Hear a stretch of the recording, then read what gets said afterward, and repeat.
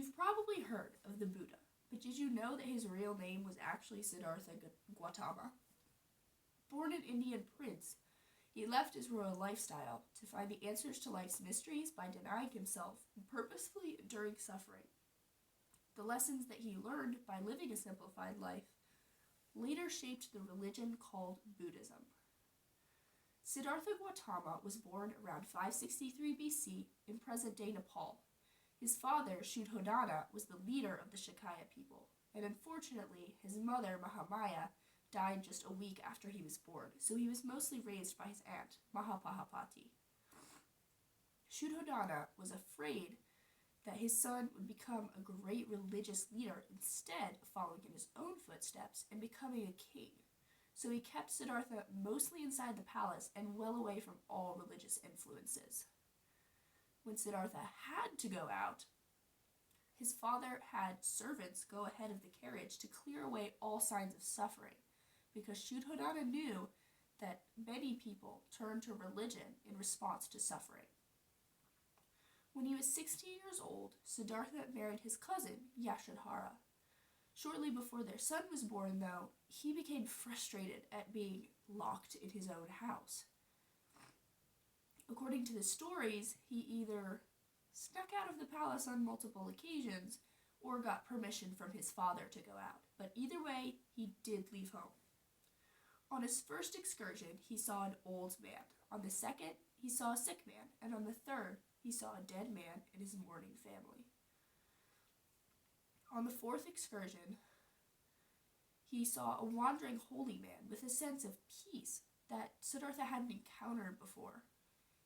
This intrigued him. He had been horrified by all the suffering he had experienced in just, 3 trips to the outside world? And he wondered if the source of this holy man's peace was his religion. But he couldn't investigate further. He had to get home. The home that he wanted more than ever to leave. Finally, shortly after his son was born, Siddhartha acted. He left home for good, leaving his wife and child behind, by the way.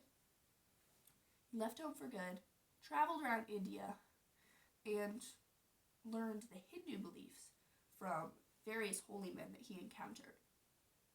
He wanted to end suffering, and he figured that by experiencing it, he could end it.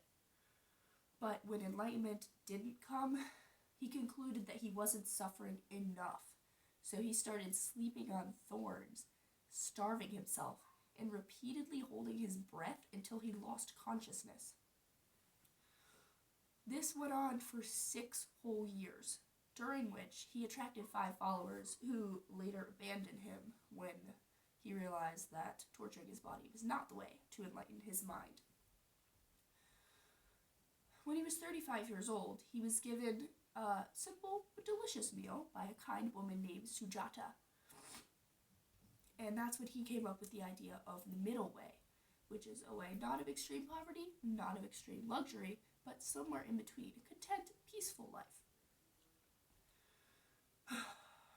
He went to a place called Deer Park, where he met up with the 5 men who had previously abandoned him, but now they rejoined him after he shared his teachings and his beliefs and his revelations with them.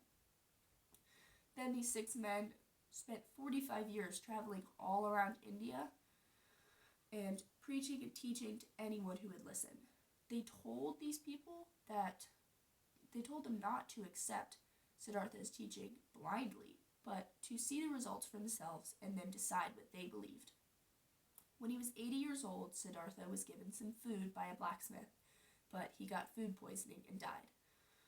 Siddhartha Gautama is a man who I think can inspire a lot of people. He experienced more suffering in 6 years than many of us will in quite a few lifetimes. And yet he kept going. He gave up everything to find answers. And I think people from all religions around the world can have something to learn from him.